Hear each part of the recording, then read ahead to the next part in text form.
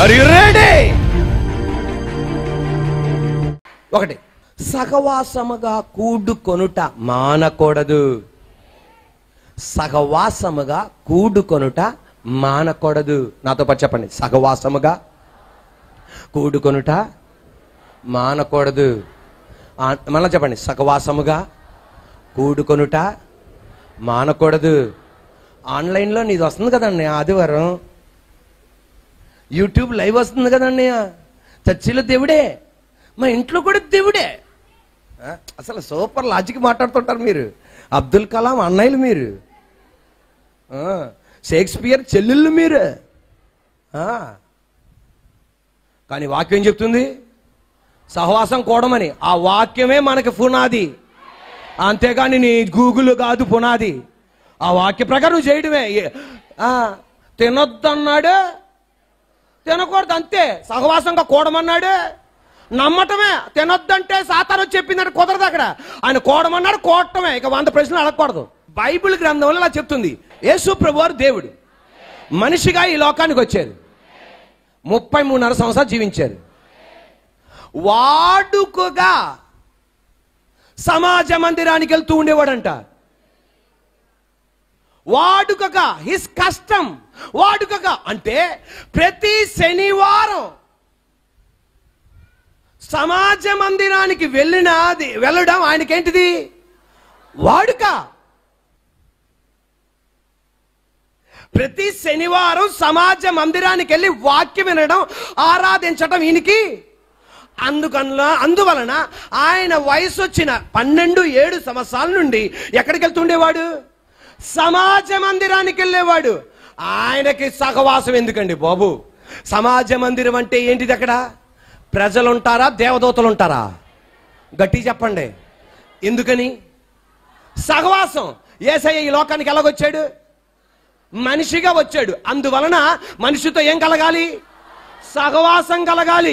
అందువలన ఆయన ప్రతి శనివారం వాడుకగా సమాజ మందిరానికి వెళ్ళాడు. ఆయన ప్రజలతో సహవాసం ఏంటండి బాబు? కళ్ళు మూస్తే దేవుడు కనబడతాడు, కళ్ళు తెరిస్తే దేవుడు కనబడతాడు, ప్రతి సెకండ్ దేవుడితో మాట్లాడతాడు. ఆయన ఆ అంతు గొప్ప యేసయ్య ప్రజలతో సమాజ మందిరంలో ఏం కలిగి ఉన్నాడు?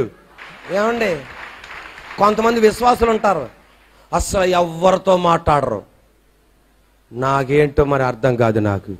ఒక మీటింగ్లో కూర్చుంటే ఆ పాస్టర్లు ఎవ్వరు నాతో మాట్లాడట్లా. నేను బుర్ర గోక్కున్న అరగంట సేపు, 2వ రోజు రమ్మన్నారు వెళ్ళాన. నేను ఆ స్టేజీ మీద కూర్చుంటే ఎవ్వరు నన్ను మాట్లాడట్లేదండి. ఎందుకు తెలుసా? అందరూ తెల్ల చొక్కా తెల్ల ప్యాంట్ వేసుకున్నారు, నేను ఇలా ఉన్నా. అందువలన ఎవ్వరు మాట్లాడట్లా. 2వ రోజున మీటింగ్ రమ్మన్నారు, వస్తాలేండి అన్న. రాలా. ఏంటండి రాలేదంటే, పరిశుద్ధుల గుంపులో నేను ఉండడానికి కుదరదు సార్ అన్న.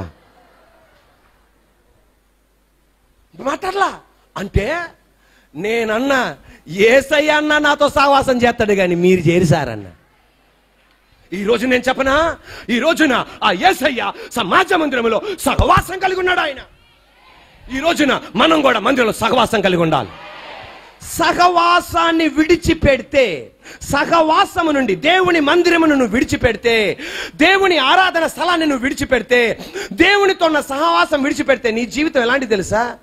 విద్యార్థి స్కూల్కి వెళ్ళకపోతే ఎంతో, విద్యార్థి కాలేజీకి వెళ్ళకపోతే ఎంతో, విద్యార్థి యూనివర్సిటీకి వెళ్ళకపోతే ఎంతో, అంతే సహవాసం లేకపోతే.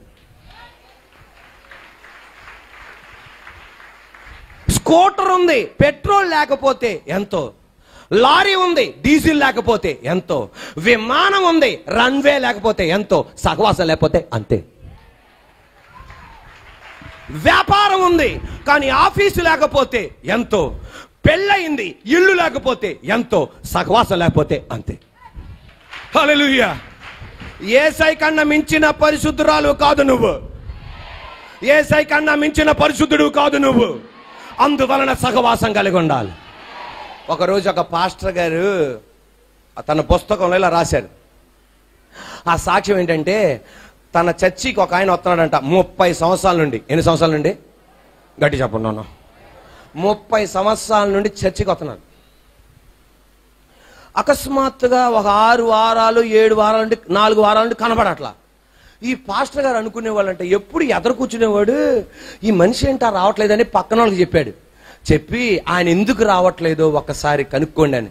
వెంటనే ఆ మధ్యవర్తి ఏం చెప్పాడంటే, మీరు వస్తేనే చెప్తారంటండి, ఎవరికి చెప్పడంట అని. అమ్మ నాయనో, భలే సీక్రెట్లు ఉంటాయి ఇలాంటివన్నీ, మీరుంటేనే చెప్తారని. సరే పాస్టర్ గారు అనుకున్నారు, 30 సంవత్సరాల నుండి వచ్చారు, ఇప్పుడు మానేస్తే ఏం బాగుంటుందని చెప్పి తన కారు వేసుకుని వాళ్ళ ఇంటికి వెళ్ళాడు. వాళ్ళ ఇంటికి వెళ్ళి, ప్రైజ్ లార్డ్ బ్రదర్, ఏంటి రావట్లేదండి అంటే, వెంటనే ఎవరు ఆ విశ్వాసి ఏమన్నాడంటే, పాస్టర్ గారు 30 సంవత్సరాల నుండి మీ మందిరానికి వస్తున్నా, 3000 ప్రసంగాలు విన్నా. ఎన్ని ప్రసంగాలు? 30 సంవత్సరాల నుండి వస్తున్నా, ఎన్ని ప్రసంగాలు విన్నా? 3000 ప్రసంగాలండి. ఇంత మట్టికి ఒక్క ప్రసంగం కూడా నాకు గుర్తులేదు, ఒక్క సైడ్ పాయింట్ కూడా నాకు గుర్తులేదు, 7వ పాయింట్ కూడా నాకు గుర్తులేదు. వచ్చి ప్రయోజనం ఏముందండి?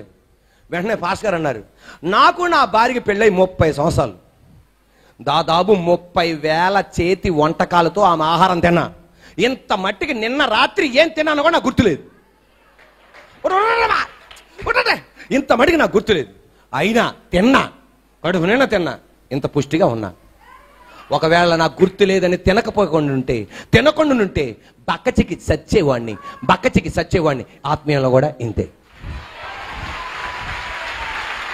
మందిరంలో చెప్పే అన్ని నీకు గుర్తుండకపోవచ్చు, మందిరంలో పాటలు ఏం గుర్తుండకపోవచ్చు, ఇతరుల ప్రోత్సాహకరమైన మాటలు గుర్తుండకపోవచ్చు, కానీ నిన్ను ఆత్మీయంగా నిలబెట్టేది ప్రతి ఆదివారం వాక్యం, ప్రతి శుక్రవారం వాక్యం నిన్ను పడకుండా నిలబెడుతుంది, నిన్ను దిగజారనీయకుండా నిలబెడుతుంది, నిన్ను స్థిరంగా నిలబెడుతుంది, విశ్వాస వీరుడిగా నిలబెట్టింది.